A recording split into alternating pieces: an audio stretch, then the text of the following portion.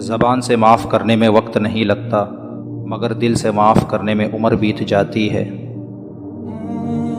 ہمیشہ خوش رہا کرو، کیونکہ یہ بہترین انتقام ہے ان لوگوں سے جو آپ کو اداس دیکھنا چاہتے ہیں۔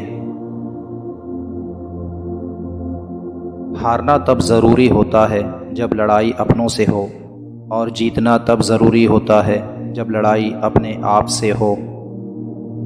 جس دن ہم یہ سمجھ جائیں گے کہ سامنے والا غلط نہیں، صرف اس کی سوچ ہم سے الگ ہے، اس دن زندگی سے بہت سے دکھ ختم ہو جائیں گے۔ فطرت کا تقاضا ہے کہ انسان جنت بھی چاہتا ہے اور مرنا بھی نہیں چاہتا ہے۔ کچھ رشتے کرائے کے مکان کی طرح ہوتے ہیں، انہیں جتنا مرضی سجا لو، چمکا لو، دیکھ بھال کر لو، کبھی اپنے نہیں ہوتے۔ کچھ تکلیفیں ہمارا امتحان لینے نہیں، بلکہ اپنے ساتھ جڑے لوگوں کی پہچان کروانے آتی ہیں۔